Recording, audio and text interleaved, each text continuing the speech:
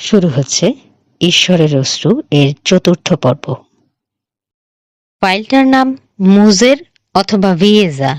Spanish এই শব্দের মানে বৃদ্ধা মহিলা। বাহ, ভালো কথা। মুসা বলল, হয়তো মিসেস বেকারের সম্পর্কে আরো কিছু লেখা রয়েছে। তার দুর্বলতা যাতে প্রকাশ না হয় সেজন্য মিস্টার লিস্টারকে গায়েব করে দিয়েছে। কিন্তু আবার ফেরত দেবেও বলেছে। মনে করিয়ে দিল রবিন, বিশপের বইটা দিলে প্রতিশোধ বলতে পারো। দুর্বলতা ঢাকা দেওয়ার জন্য কিডন্যাপটা করেনি। ওদের কথা শুনছে না কিশোর। আনমনেই বলল, মিসেস বেকারের ফাইল স্প্যানিশে লেখা থাকবে কেন? চাবি টিপে ফাইলটা কল করল সে। অন্য ফাইলের চেয়ে এটা আলাদা। একটা চিঠি, এলেনাকে লেখা। সোগা মোসোকে দিয়ে শুরু করো। বৃদ্ধা মহিলার কাছে যাও। মধ্য গ্রীষ্মের দিনে সূর্যাস্তের সময় তার ছায়া স্পর্শ করে ঈশ্বরের অশ্রুকে। সব তোমার জন্যে। তবে সিয়েটার ব্যাপারে সাবধান থেকো। সে কি লিগ্যাল? চেক ইনস। চমৎকার! এতক্ষণে খুশি হলো কিশোর। চিঠিটার একটা প্রিন্ট আউট বের করে দিতে নির্দেশ দিল কম্পিউটারকে। কাগজের ওপর ছোটাছুটি শুরু হলো প্রিন্ট হেড। এই সুযোগে এলেনার দিকে তাকালো সে। চোখে জিজ্ঞাসা। মাথা নাড়ল এলেনা। কিছুই বুঝতে পারছেন না? জিজ্ঞেস করলো কিশোর। একটা বর্ণও না। সিয়েটার ব্যাপারে সাবধান থাকতে বলা হয়েছে বলেই সরাসরি এলেনার চোখের দিকে তাকালো কিশোর। তাকে চেনেন? শ্রাগ করলো এলেনা। আব্বার আরেক ফেরেশতা হবে হয়তো, কর্মচারী, ব্যবসার সহযোগীও হতে পারে। পার্টিতে কোনো সিএটাকে আসতে দেখিনি।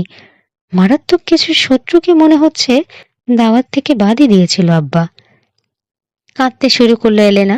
গাল বেয়ে গড়িয়ে পড়ল পানি। মোছার চেষ্টা করলো না সে। ঠিক আছে, কিশোর বলল, আরো কোনো সূত্র আছে কিনা দেখা দরকার। টেবিলের ড্রয়ার ঘাঁটতে শুরু করলো সে।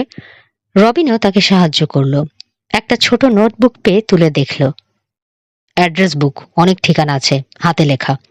প্রতিটি পৃষ্ঠার প্রতিটি ঠিকানা খুঁটিয়ে দেখা হলো, কিন্তু কোনো সিএটাকে পাওয়া গেল না। আম্মা হয়তো জানতে পারে, এলেনা বলল। সামলে নিয়েছে। ইদানিং আর আব্বার সঙ্গে দেখা হয় না তার, কথাও হয় না। তবে অনেক পুরনো কেউ হতে পারে। একসাথে যখন ছিল দুজনে, তখনকার কোনো সিএটা থাকতেও পারে। ফোন করে জিজ্ঞেস করবেন? মুসা জানতে চাইল। তাতেও সমস্যা আছে। আম্মা রেগে আছে আমার উপর। এখানে আসাটা একদম পছন্দ নয় তার। আমার হবু বরকেও দেখতে পারে না। যাই হোক, চেষ্টা করে দেখি। রিসিভার তুলে নিয়ে ডায়াল করলো এলেনা। ওপাশের কথা শুনে কানের কাছ থেকে সরিয়ে এনে বলল, ঘরে নেই, জবাব দিচ্ছে অ্যান্সারিং মেশিন। রিসিভারে কিঁচ কিঁচ শুনে তাড়াতাড়ি আবার কানে ঠেকালো সে। কে? আম্মা? কোথায় গিয়েছিলে? আমি। আম্মা শোনো, আব্বাকে মনে হয় কিডন্যাপ করা হয়েছে। 3টে ছেলে আমাকে সাহায্য করার চেষ্টা করছে। ওরা 3 গোয়েন্দা, কিশোর পাশা, মুসা আমান আর রবিন মিলফোর্ড। তোমার সঙ্গে দেখা করতে চাই। কথা বলবে? আচ্ছা। ও, কিছু জানার থাকলে ওদেরকে বলে দিও। আমি চলে আসতাম তোমার কাছে, কিন্তু আব্বা বাড়িতে নেই। খালি ফেলে যেতেও পারছি না।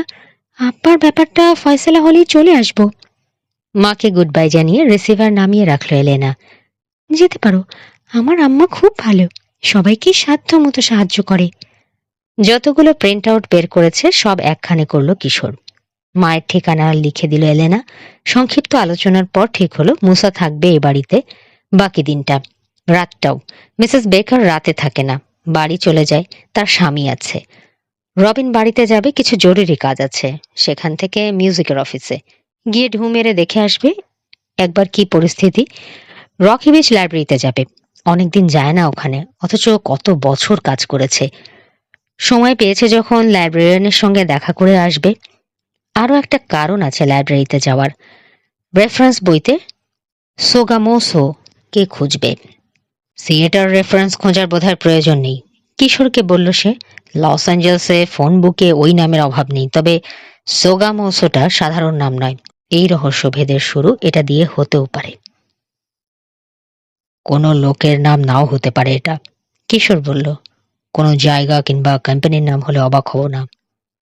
কিশোর যাবে এলেনার মায়ের সঙ্গে দেখা করতে। এলেনা আর বন্ধুদের কাছ থেকে বিদায় নিয়ে রওনা হলো সে। সাইকেল নিয়ে চলল সান্তামনিকায়। এই আরেকবার আফসোস হতে লাগলো একটা গাড়ি নেই বলে। ভালো জিনিস ছাড়া তার মন ভরে না, আর ভালো কিনতে হলে নতুন দরকার। এত টাকা নেই, পুরনো ভালো জিনিস কে খুঁজে দেবে? মুসা তো কথা কানেই তোলে না, নিক ভাইটারও দেখা নেই। নির্জন একটা রাস্তার ধারে ভদ্রমহিলার বাড়ি, একতলা। লিস্টারের বাড়ির ঠিক উল্টো, নতুন রং করা, ঝকঝকে তকতকে, সুন্দর বাগান, সবুজ লন। পায়ে চলা যে পথটা চলে গেছে বাড়ির দরজায়, সেটাতে একটা কুটোও পড়ে নেই। দিনে অনেকবার করে ঝাঁট দেয়া হয়, বোঝা যায়। ঘণ্টা বাজাতেই খুলে দিলেন এলেনার মা। সুন্দর চেহারা, কফি রঙের চুল, একই রঙের চোখ। মোটাই বলতে হবে তাকে, তবে চামড়া বেশ মসৃণ, কোথাও একটা ভাঁজ নেই। ডেভিড লিস্টারের চেয়ে বয়স অনেক কম। তুমি নিশ্চয়ই তিন গোয়েন্দার একজন, বললেন তিনি।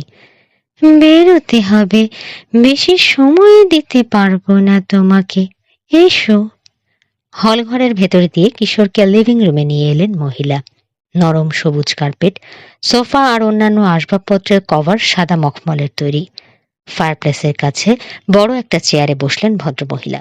কিশোর বসল সোফায়। হেলেনা ভালো আছে? জিজ্ঞেস করলেন তিনি। সত্যি বলো তো, ও আসছে না কেন? ফোন করে খবর জানতে চাইতে পারে কিডন্যাপার, জবাব দিল কিশোর। সেজন্য রয়ে গেছে। আমারও ওখানে যাওয়া উচিত, কিন্তু ভালো লাগে না। ওই বাড়িটাকে দেখলেই রাগ হয় আমার, ঘৃণা করি।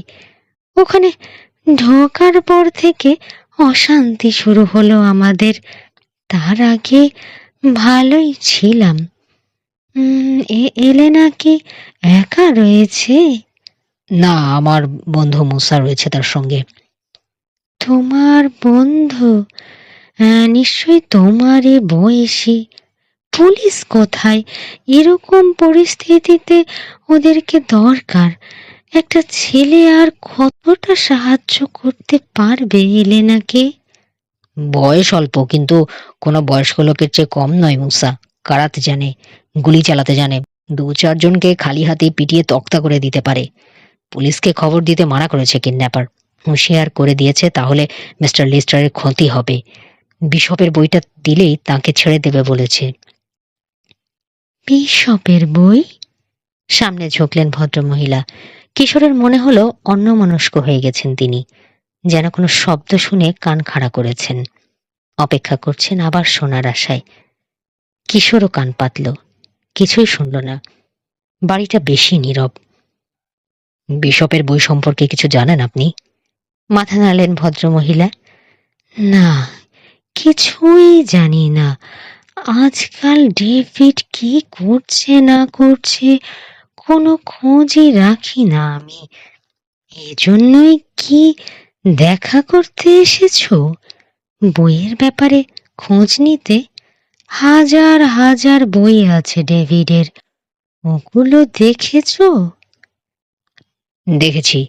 কিডন্যাপার যেটা খুঁজতে বলেছে সেটা পাইনি। আপনি সিয়েটা নামে কাউকে চেনেন? আর সোগা মোসো? সোগা কি? ফোঁস করে নিঃশ্বাস ফেলল কিশোর।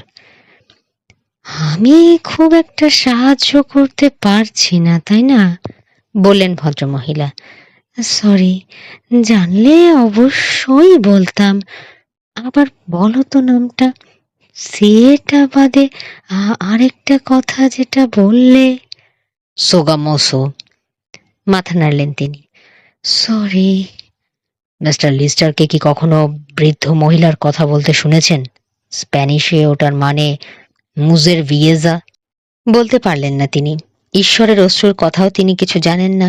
দ্রুত জবাব সারছেন। কিশোর চলে গেলেই খুশি হন।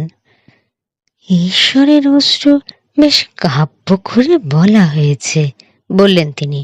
কিন্তু ডেভিড কবিতা নিয়ে মাথা ঘামায় না। সরি, আমি কিছুই বলতে পারবো না। আইলিন লিস্টারের খোঁজ নিয়েছ? অনেক সময় ওখানে জিনিস রাখে ডেভিড। Eileen Lister? ওর ইয়টের নাম। আমার আর ডেভিডের নামে জাহাজটার নাম রেখেছে ও। ওটা কেনার সময় সম্পর্ক ভালোই ছিল আমাদের। উঠে দাঁড়ালেন ভদ্রমহিলা। যেতে হবে এবার। সে কথা আর মুখ ফুটে বলতে হলো না কিশোরকে। সেও উঠল। মহিলার পিছু পিছু চলে এলো দরজার কাছে। 3 গোয়েন্দার একটা কার্ড ধরিয়ে দিয়ে বলল, যদি কিছু মনে পড়ে আপনার, আমাদের তদন্তে সাহায্য হবে ভাবেন, তাহলে দয়া করে এই নম্বরে ফোন করবেন। করবেন বললেন তিনি। বেরিয়ে এলো কিশোর। মোড়ের কাছে এসে থামতে হলো তাকে, একটা বাসকে সরে যাওয়ার সুযোগ দেওয়ার জন্যে। পেছনে ফিরে তাকালো একবার, এলেনার মায়ের বাড়ির দিকে। গাঁটনা গোঁটনা একজন লোক বেরিয়ে আসছে পায়ে চলা পথ ধরে বড় রাস্তার দিকে। লোকটাকে আগে দেখেছে কিশোর, লিস্টারের বাড়িতে। এলেনার পার্টির একজন মেহমান ছিল ওই লোক। অ্যান্থনি, বিড়বিড় করল বিস্মিত কিশোর। লিস্টারকে সরিয়ে দেবার যথেষ্ট মোটিভ রয়েছে লোকটার। ও বাড়িতে কি করছে সে? কিশোর যখন মহিলার সঙ্গে কথা বলছিল তখন নিশ্চয়ই সে বাড়িতে ছিল ও। দুজনের কথা নিশ্চয়ই শুনেছে।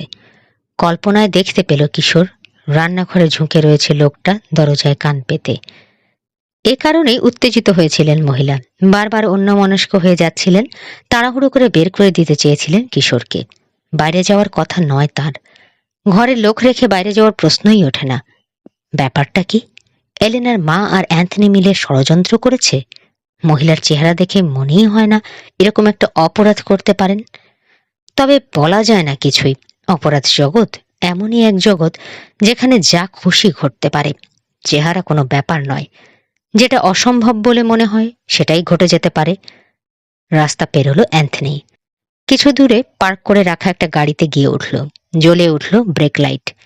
এক্সস্ট পাইপ থেকে এক ঝলক ধোঁয়া বেরোলো। চলতে শুরু করলো গাড়িটা। সাইকেল ঘোরালো কিশোর। পিছু নিল গাড়িটার। 200 গজ পেছনে থেকে অনুসরণ করে চলল। পায়ের সমস্ত শক্তি দিয়ে প্যাডেল করছে। যতটা জোরে সম্ভব ঘোরাতে চাইছে চাকা। যে সময় আসবে আশা করেছিল তার চেয়ে অনেক পরে লাইব্রেরিতে আসলো রবিন। কোনখান থেকে খোঁজা শুরু করবে? ঢুকেই ভাবল টেলিফোন ডিরেক্টরের কথা প্রথমেই বাদ দিয়ে দিই, লাভ হবে না। তবু একবার চোখ বোলাতে অসুবিধে কি? লাইব্রেরিয়ানের সঙ্গে দেখা করে কুশল বিনিময় করে এলো প্রথমে, তারপর ডিরেক্টরিটা দেখতে বসল। লস অ্যাঞ্জেলস টেলিফোন বুকে সিএটার অভাব নেই, তবে একটা সোগামোসাও চোখে পড়ল না।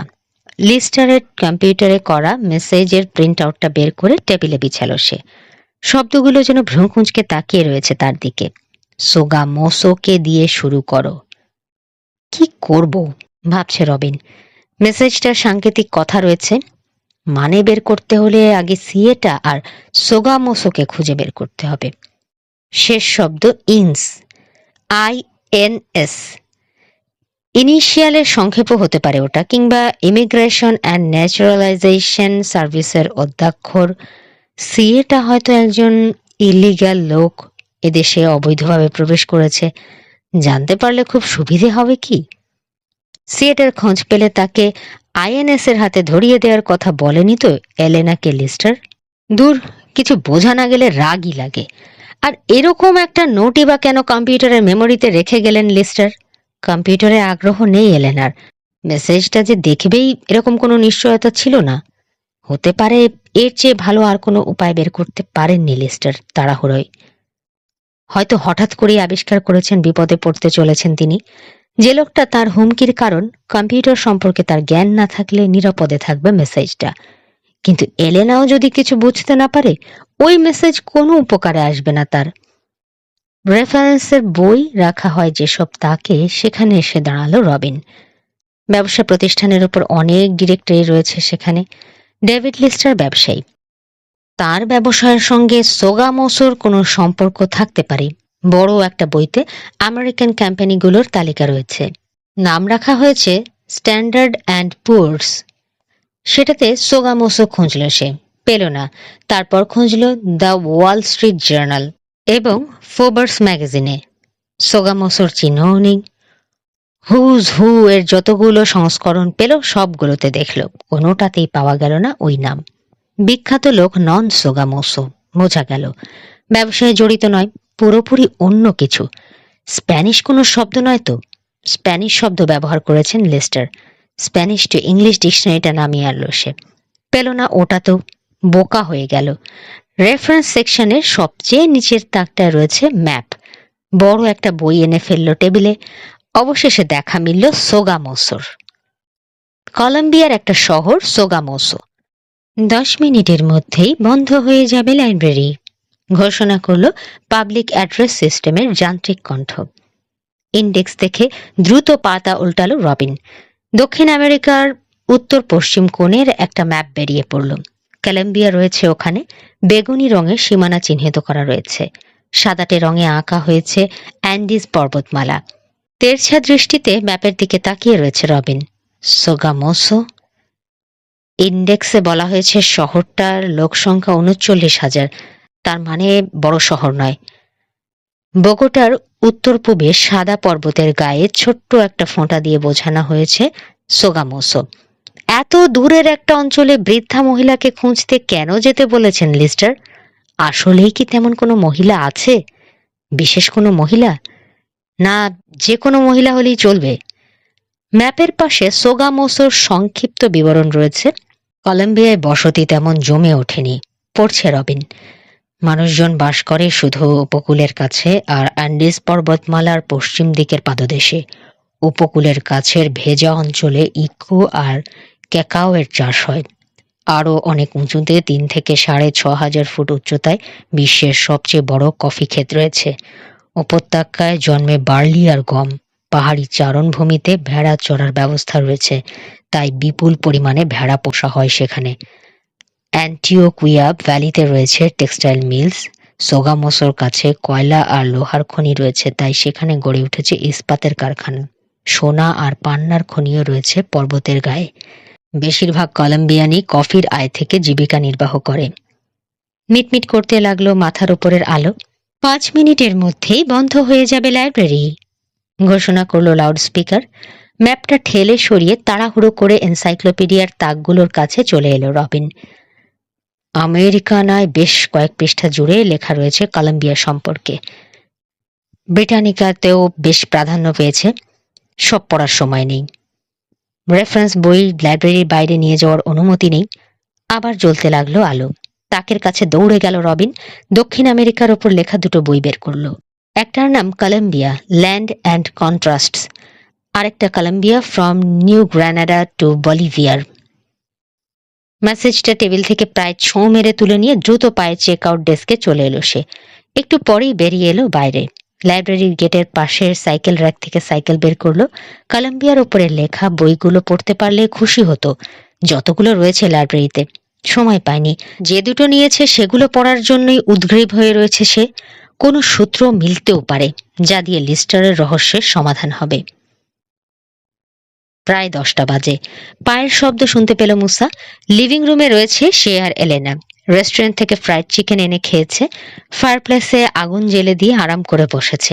বেশি গরম হয়ে গেছে ঘর, তবে বেশ আলো হয়েছে। অন্ধকার ছায়াগুলোকে একেবারে ঘরের কোণে ঠেলে নিয়ে গেছে যেন আগুনের লালচে আভা।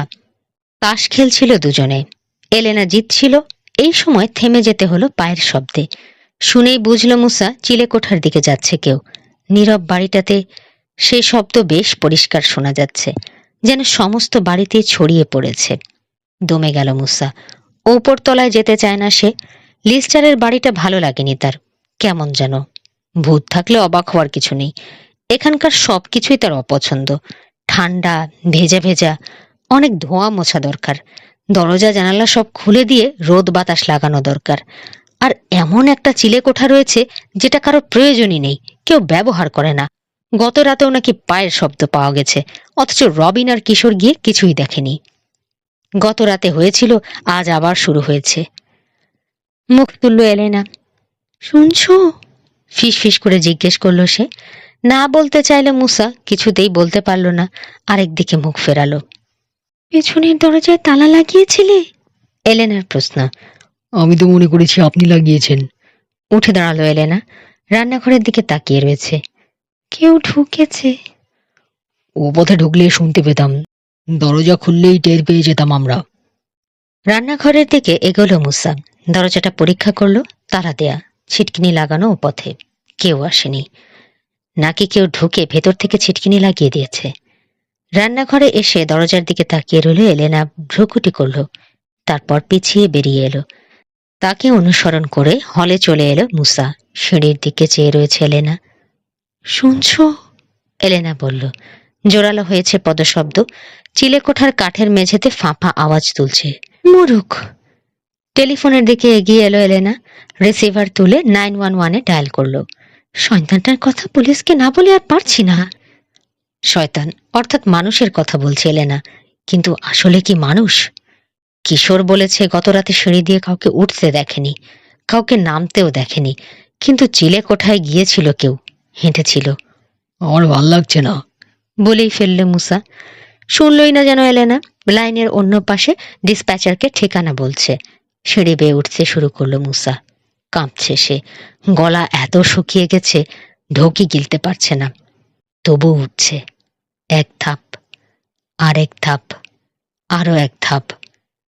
চিলেকোঠায় পায়চেরি চলছেই। ভূত, নাকি ভূতের চেয়েও ভয়ঙ্কর কিছু?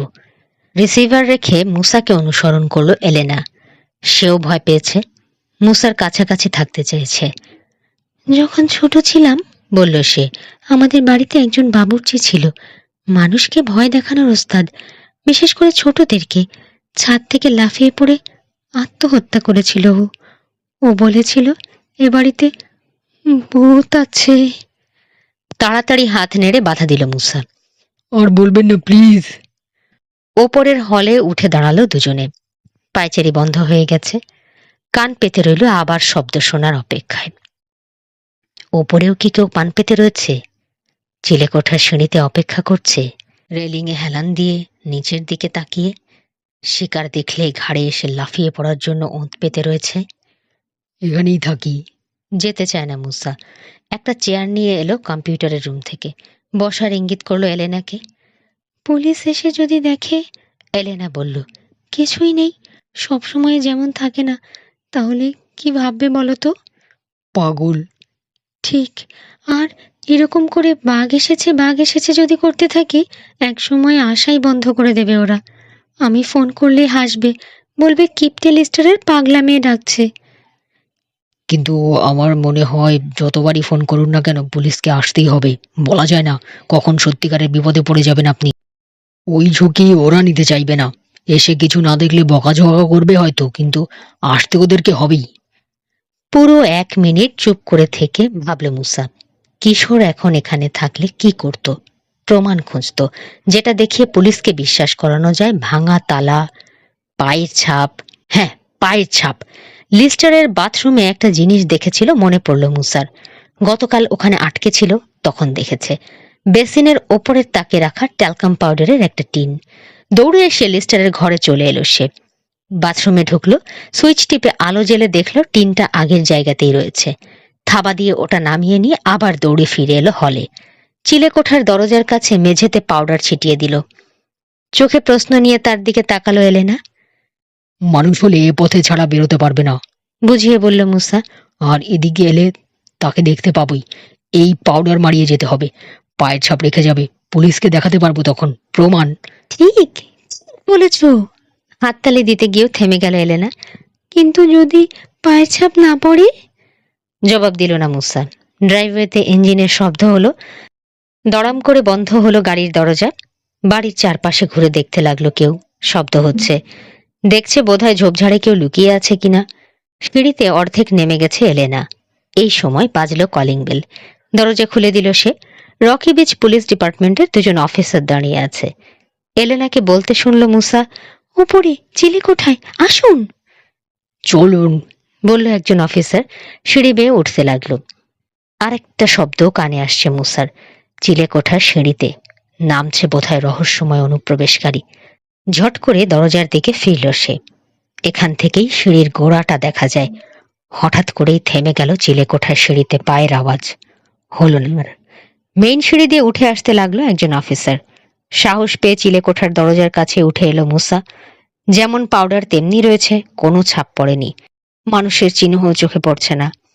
ভূত! কোলা ব্যাঙের স্বর বেরোলো মুসার কণ্ঠ থেকে। ভূতের বাড়ি এটা। সব শুনে এলেনা বলল, তোমরা থাকলে থাকো, আমি আর এক মুহূর্ত না, মার কাছে চলে যাচ্ছি। 3 ব্লক পিছনে রয়েছে কিশোর। এই সময় সান্তা মনিকা বুলভার ধরে পূবে মোড় নিল অ্যান্থনির গাড়ি। 4 ব্লক পেছনে পড়ে গেল যখন মেফিল্ডে ঢুকলো গাড়িটা। গতি কমালো, একটা মার্কেটের পার্কিং লটে নিয়ে গিয়ে ঢোকালো। ডিএল ডিপার্টমেন্টাল স্টোর দেখা গেল কমপ্লেক্সের পশ্চিম প্রান্তে। এই ব্রাঞ্চেই লিস্টারের ম্যানেজারি করে সে। র্যাকে সাইকেল তালা দিয়ে রেখে দোকানের দিকে এগোলো কিশোর। এখন কেনাকাটার সময় লোকের, দোকানদারি ফেলে এই সময়ে ও বাড়িতে কেন গিয়েছিল অ্যান্থনি? অবাকই লাগছে তার। দুজন মিলে ষড়যন্ত্র করছে মিস্টার লিস্টারের বিরুদ্ধে। এতে কি লাভ ওদের? ঠোঁট কামড়ালো কিশোর। অ্যান্থনির সঙ্গে দেখা করার সিদ্ধান্ত নিল। তাকে বলবে সে আর তার বন্ধুরা মিলে এলেনা লিস্টারকে সাহায্য করছে। বিশপের বইয়ের ব্যাপারে কিছু জানে কিনা জিজ্ঞেস করবে। সিয়েটা আর সোগামোসোর কথাও জানতে চাইবে। এইসব প্রশ্ন অবশ্য নতুন নয় অ্যান্থনির জন্য। এলেনার মায়ের রান্নাঘরে লুকিয়ে থেকে তো সবই শুনেছে। তবুও তার প্রতিক্রিয়া দেখার কৌতূহল সামলাতে পারছে না কিশোর। এমনও তো হতে পারে মুখ ফসকে কোনো তথ্য দিয়ে ফেলতে পারে অ্যান্থনি, যেটা তদন্তের সুবিধে করে দেবে। স্টোরের অফিসগুলো রয়েছে 3 তলায়। চিলড্রেন্স ডিপার্টমেন্টের পেছনে ডেস্কের ওপাশে বসা এক মহিলা কিশোরের দিকে তাকিয়ে হাসল। কি সাহায্য করতে পারে জিজ্ঞেস করলো। 3 গোয়েন্দার একটা কার্ড দেখিয়ে নিজের নাম বলে জিজ্ঞেস করলো কিশোর মিস্টার অ্যান্থনির সঙ্গে দেখা করা যাবে কিনা। কার্ডটার দিকে তাকালো মহিলা। গোয়েন্দা? কিছুটা অবাক হয়েই আবার কিশোরের দিকে মুখ তুলল। মিস্টার লিস্টারের নিখোঁজের ব্যাপারে কথা বলবো, কিশোর বলল। গতকাল এলেনা লিস্টারের এঙ্গেজমেন্ট পার্টিতে ছিলাম। মিস্টার অ্যান্থনির সঙ্গে ওখানে দেখা হয়েছে। Mister Lister? হাসি চলে গেছে মহিলার মুখ থেকে। তিনি নিখোঁজ হয়েছেন? মিস্টার অ্যান্থনি সব জানেন। কিশোর আর কিছু বলতে চায় না, এটা বুঝে ফোন তুলল মহিলা। এক্সটেনশনে ডায়াল করে বলল কিশোর পাশে এসেছে, মিস্টার অ্যান্থনির সঙ্গে দেখা করতে চায়। তারপর বলল মিস্টার লিস্টারের সম্পর্কে কথা বলবে। ওপাশের কথা শুনল। রিসিভার নামিয়ে রেখে কিশোরের দিকে তাকিয়ে বলল, মিস্টার অ্যান্থনি খুব ব্যস্ত, আজ কথা বলতে পারবেন না। তাই? অতীতে বহুবারই বহুজন কিশোরের সঙ্গে দেখা করতে অসম্মতি জানিয়েছে, এটা নতুন নয় তার কাছে। একটুও নিরাশ হলো না, তবে একটা উপায় বের করতেই হবে দেখা করার, এবং আজই। লিস্টারের কম্পিউটারের ফাইলের কথা হয়তো জানেন অ্যান্থনি, ওটার কথা শুনলে নরম হতেও পারে। আমি জানি মিস্টার অ্যান্থনি ব্যস্ত মানুষ, শান্ত কণ্ঠে বলল কিশোর, কিন্তু তারপরেও আমার সঙ্গে তিনি দেখা করতে চাইবেন। তার জন্যে খবর আছে। মিস্টার লিস্টারের ব্যক্তিগত ফাইলে লেখা রয়েছে তার নাম। মোলায়েম হাসি হাসল মহিলা। বেশ, তোমার কার্ড আর মেসেজ রেখে যাও, তাকে দেব। দরকার মনে করলে ফোন করবেন। বসকে পাহারা দেওয়ার গুরু দায়িত্ব নিয়েছেন যেন মহিলা। কিছুতেই দেখা করতে দেবেন না। কিশোরকে সরাতে বদ্ধপরিকর। ঘড়ি দেখল কিশোর, 5টার বেশি। আরেকটু পরেই শেষ হয়ে যাবে অফিসের সময়। ঠিক আছে, বসি, বলল সে। তিনি বেরোলেই না হয় কথা বলবো। অনেকক্ষণ বসতে হবে তাহলে, দোকান বন্ধ হতে 9টা। অফিস থেকে বেরিয়ে এলো কিশোর। এসকেলেটর অর্থাৎ চলমান সিঁড়ি নেমে যাচ্ছে নিচে, তাতে উঠল। হাল ছেড়ে দিয়ে ফিরে যাবে নাকি অপেক্ষা করবে অ্যান্থনির জন্য? কাপড় আর পারফিউমের দোকানের পাশ দিয়ে নামতে নামতে এসব কথা ভাবছে সে। দোতলা থেকে 1তলায় নামলো। আসবাব আর নিত্য প্রয়োজনীয় জিনিসের দোকান ওখানে। অ্যান্থনির জন্য অপেক্ষাই করবে ঠিক করলো কিশোর। অফিস বন্ধ করার আগে নিশ্চয়ই তার মেসেজ পেয়ে যাবে ম্যানেজার। ঘাবড়ে গিয়ে কথা বলতে চাইবে, আর তা যদি না করে লোকটার ওপর চোখ রাখার ব্যবস্থা করতে হবে। আইলিন লিস্টার আর অ্যান্থনির মধ্যে কোনো সম্পর্ক আছে নিশ্চয়ই। কি সেটা বের করতে হবে। হয়তো লিস্টারের কিডন্যাপের সঙ্গেও এর যোগাযোগ রয়েছে। নিচে আঙিনায় নেমে এলো কিশোর। এখন সময় কাটাতে হবে কয়েক ঘন্টা। কয়েকটি ইলেকট্রনিকের দোকানের সামনে ঘুরল। বিভিন্ন মডেলের স্টেরিও সেট আর রেকর্ড দেখল। একটা স্ন্যাক্স শপে ঢুকে চিকেন বার্গার আর কোক খেলো। একটা কাপড়ের দোকানে ঢুকে ব্যায়ামের জন্য কিছু পোশাক পছন্দ করলো। একটা বইয়ের দোকানে ঢুকে বই বের করে পড়তে শুরু করে দিল। দোকানদার বিরক্ত হয়ে তার দিকে তাকানো শুরু করতে করতে শেষ করে ফেললো অর্ধেকটা কাহিনী। বারবার ঘড়ি দেখছে কিশোর, আরও 1 ঘন্টার বেশি রয়েছে। একটা আসবাবের দোকানে ঢুকে চামড়ায় মোড়া একটা বড় সোফায় বসলো হেলান দিয়ে। চুপ করে বসে থাকা ছাড়া আর কিচ্ছু করার নেই। দোকানের এই কোণটা নীরব, বড় বেশি নীরব। খরিদ্দার বেশি নেই। নিঃসঙ্গ একজন সেলসম্যান পায়চারি করছে আসবাবের শাড়ির মাঝের লম্বা একটা ফাঁকে। তার পায়ের শব্দ ঢেকে দিচ্ছে মেঝেতে বিছানো কার্পেট। বসে থাকতে থাকতে ঘুম পেয়ে গেল কিশোরের। ঢুলতে শুরু করলো। আগের রাতে লিস্টারের বাড়িতে ভালো ঘুম হয়নি, এখন সেটার খেসারত দিতে হচ্ছে। চিলেকোঠায় অনুপ্রবেশকারীর কথা মাথায় ঢুকতেই তন্দ্রা টুটে গেল তার। যদিও মাথাটা ঝুলেই রইল বুকের ওপর। এই আরেকটা রহস্য। কি ঘটছে চিলেকোঠায়? ভূতে হাঁটাহাঁটি করছে, কিন্তু ভূত বিশ্বাস করে না কিশোর। ব্যাপারটা অদ্ভুত হতে পারে, কিন্তু ভূত নয়। কবর থেকে উঠে আসতে পারে না প্রেতাত্মা। গলা কেটে বললেও কিশোরকে অন্তত এ কথা বিশ্বাস করাতে পারবে না কেউ। ওই শব্দের অন্য ব্যাখ্যা আছে। হতে পারে সাগরের দিক থেকে জোরালো হাওয়া এসেছিল ওই সময়, কোনোভাবে শব্দের সৃষ্টি করেছে। তবে এটা একটা সম্ভাবনা, অন্য কিছুও হতে পারে। এই যেমন বড় ইঁদুর। আবার ঢুলতে লাগলো সে। হঠাৎ চমকে গেল, চোখ মেলল। অন্ধকার। চারপাশে তাকিয়ে নানা রকম আকৃতি দেখতে পেল সে। কালো কালো অদ্ভুত সব ছায়ামূর্তি যেন।